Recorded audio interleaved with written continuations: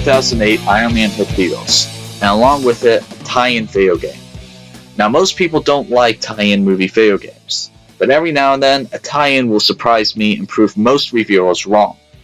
Because of this, I always go into a tie-in with an open mind, and as such, I've played Iron Man on the PC and then later on the PS2.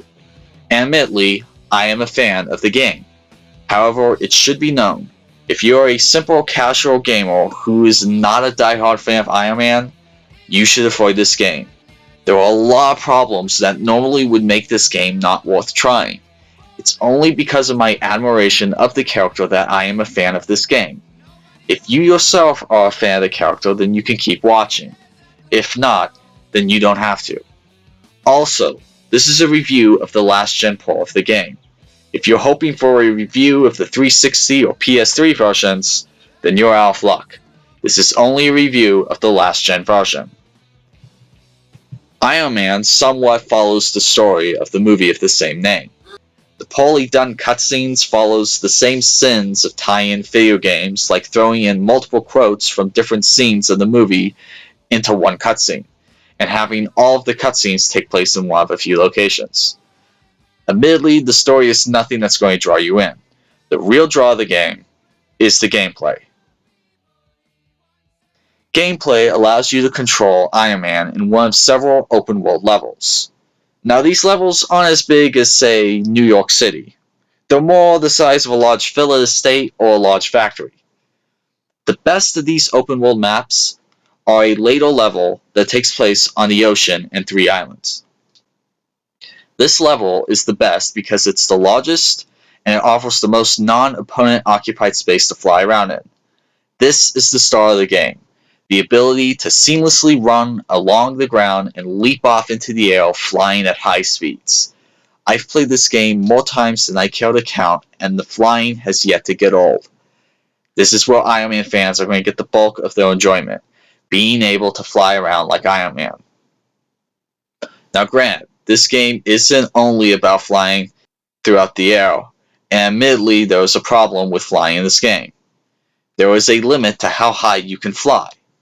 Imagine you can fly around the inside of your house, but your ceiling is preventing you from going any higher. It's a lot like that. It really takes the wind out of your sails when you can't rise as high as the character could in the movies. The main bulk of the game, however, relies with combat. Admittedly, combat is okay, and works, but it doesn't do anything really special. Essentially, a level in this game is as follows. Take out this many enemies, flip a switch or blow something up, take out some more enemies, repeat a couple more times, and then fight a boss or a environmental challenge, rinse, and repeat. That's pretty much it.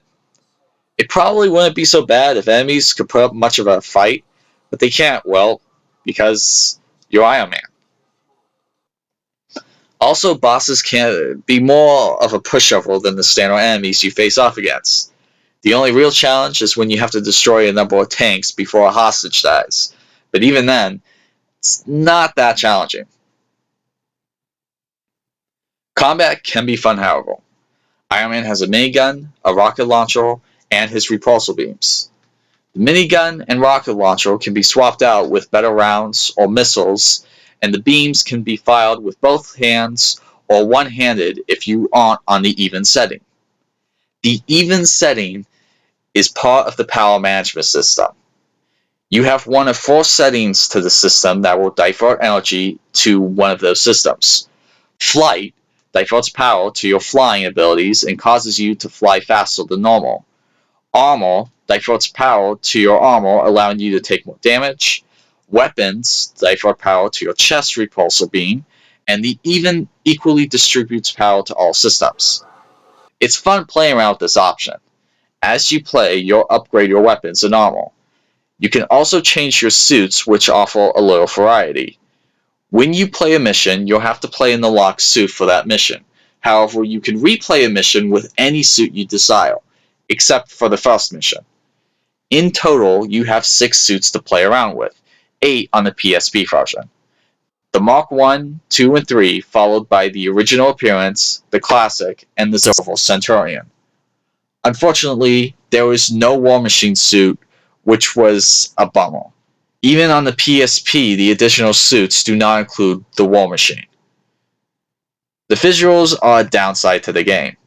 While the levels offer a great variety in theme and appearance, the overall game is lacking in visuals.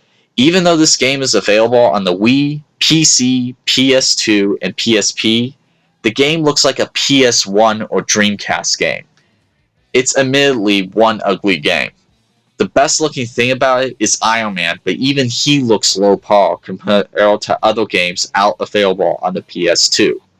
But even on this ugly game, it has problems with slowdown whenever an explosion happens, or if too many things are on the screen at once. That shouldn't happen with a game like this, especially of such low quality. And another thing you should know is that I was able to finish this game in a day. Granted, one could make the argument that because I am a big fan of Iron Man, I would blow through this. But the game is short nonetheless, and gamers have expected more out of the standards of games nowadays due to length. Now the version you should get. This game is available on the 360, PS3, PC, Wii, PSP, and PS2. The 360 and PS3 editions are the next-gen versions. Depending on what you've heard, those versions of the game are considered bad. But for the sake of argument, let's focus on the past-gen versions for this subject. If you're looking for content, the PSP version has the most suits and an additional mode like a survival or trials mode. I'm not entirely sure on what the specifics of that mode are. I'd recommend not getting the PC version due to having problems starting up after installing it on your computer. Also, the PC version has a rather bad tendency to slow down, more so than the PS2 version.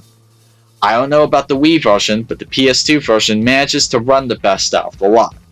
One unique feature the PC version does offer over the PS2 version is that you can rotate the camera around Iron Man at the start of every level. Not so with the PS2 version. It's a small detail, but one that should be noted. Iron Man is a weird game. Looking at it from a pure gaming review perspective, it's a bad game. But looking at it as a fan of Iron Man, it's a blast that I love owning. The flying alone is worth suggesting this to Iron Man fans everywhere. But if you're not interested in flying, nothing is really going to sell you on this game.